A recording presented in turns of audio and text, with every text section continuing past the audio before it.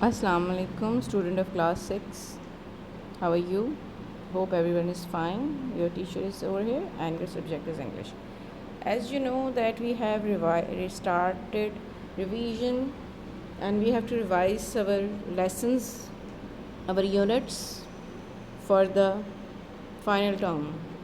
So see, this is the one you have already received. इसमें जो words meaning है ज़रूरी नहीं कि यही 3-4 वर्ड्स मीनिंग याद करने स्पैंक, टाइडलेसली, रिगल और ग्रीसी। ये जब जस्ट बताने का मतलब है कि आपके ये वर्ड्स मीनिंग आएंगे, बट दे आर इम्पॉर्टेंट। आप इन पे ज़्यादा तवज्जो दें। इसके अलावा भी आ सकते हैं, so please be careful.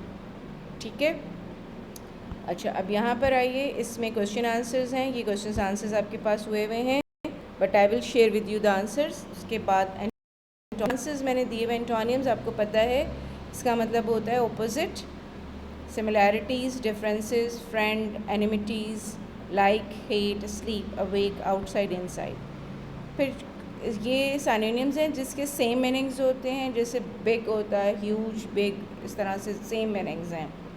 Cool, chill, bus, vehicle, desired, wished, valuable, costly, expensive, cheap. ये ऐसे भी आ सकते हैं, ये सेंटेंसेस में भी आ सकते हैं। यानी आपको प्रैक्टिस करवाने का मतलब ये है, ये किसी फॉर्म में भी आ सकते हैं, जैसे question answers fill in the blanks form में भी आ सकते हैं, ट्रू फॉल्स में भी आ सकते हैं, मल्टीपल चॉइसेस में भी आ सकते हैं। Just want to tell you that how it will come. ठीक है, अब ये देखिए, थोड़ा सा हम इसको रिवाइज करते हैं इस चैप्टर को। जैसे कि आपको याद होगा कि it is the elephant child. ये एलिफेंट की स्टोरी थी। The elephant who has curiosity to see the things in this world. उसको था कि दुनिया में क्या हो रहा है, कैसी चीज़ें हैं, नई चीज़ें मालूम करने का उसको शौक़ था। तो वो ये सोचता था कि ये कैसे होता है, वो कैसे होता है। तो one day he was thinking that what the crocodile Yeats. तो उसने कहा कि मैं निकलता हूँ, मैं जाता हूँ, मैं देखता हूँ कि क्रोकोडाइल क्या खाता है। ही वॉज आस्किंग एवरीबडी कि क्रोकोडाइल कौन होता है, क्या खाता है, क्या लेता है डिनर में। उसकी क्यूरोसिटी उसको क्रोकोडाइल तक पहुंचा देती है। When he asked the crocodile that did you see the crocodile, क्या आपने क्रोकोडाइल देखा है? तो उसने कहा कि नहीं।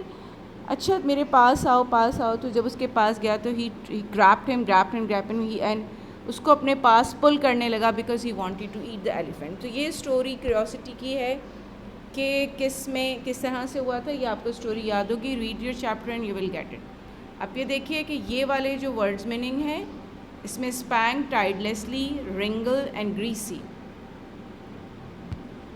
ठीक है, इसके मीनिंग्स आपके पास हैं। ठीक है, देखिए ये मीनिंग्स आपके पास हैं, ये आपके पेज पे सही। इसको देखिए, ये wrinkles, twist and turn with quick short movement, यानी कि जल्दी से जो ट्विस्ट करना, यानी कि उसको मोड़ना, उसको रिगल कहते हैं। स्पीड से, short moment, quick short moment. Greasy, covered with, resembling और प्रोड्यूस्ड बाय ग्रीस और ऑयल, यानी कवर कर देना। ये ग्रीसी यानी ग्रीसी सा होता है ना, चिप चिप करता हुआ, उसको कहते हैं। विंक, विंक का मतलब आँखों को जो बंद करना खोलना, उसको विंक कहते हैं।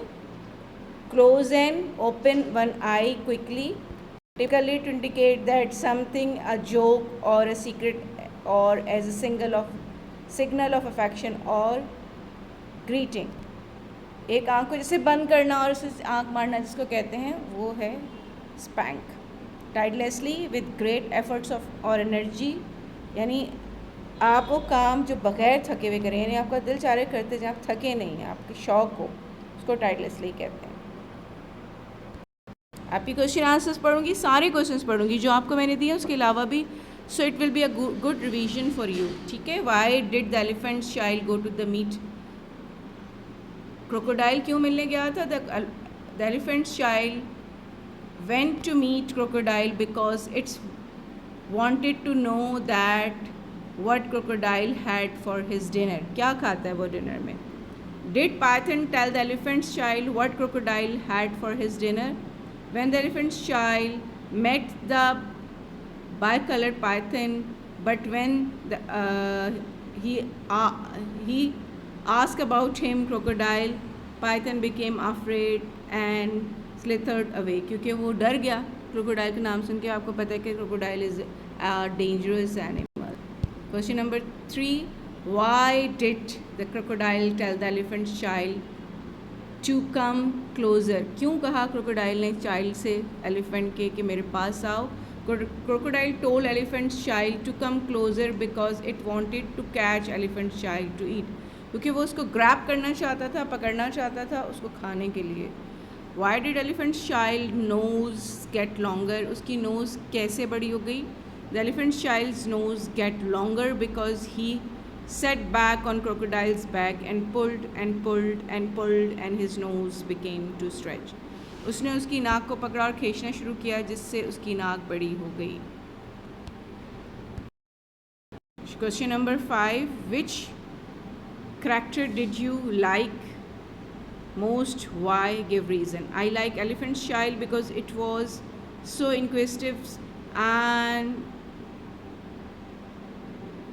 wanted to know about the world. यानी उसमें बहुत क्यूरोसिटी थी, वो बहुत कुछ इसका करेक्टर बहुत ही इंटरेस्टिंग है, as we already discussed and now we are discussing कि उसका बहुत ही अच्छा, बहुत ही इंटरेस्टिंग करेक्टर है. तो ये आपको करना है. उसके बाद देखिए लर्न एंटोनियम्स एंड सिनोनिम्स मैं आपको बता चुकी हूँ. ठीक है, you have to do it. Similarities, friends. अच्छा, ये इसमें देखिए आपके ये वाले भी आ सकते हैं, ये साइड और ये साइड भी आ सकते हैं. मैं आपको डिफरेंसेस दूं और आपको सिमिलैरिटीज़ लिखनी है. So you have to learn both sides. इसी तरह सिनोनिम्स में भी कूल का मैं चिल दे सकती हूँ, आपको कॉस्टली दे सकती हूँ, आपको वैल्यूएबल लिखना है.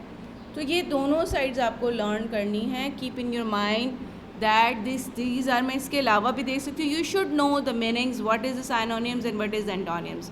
इसी तरह आपके words fill in the blanks question answers में आ सकते हैं, मल्टीपल चॉइसेस आ सकते हैं वर्ड्स मीनिंग में.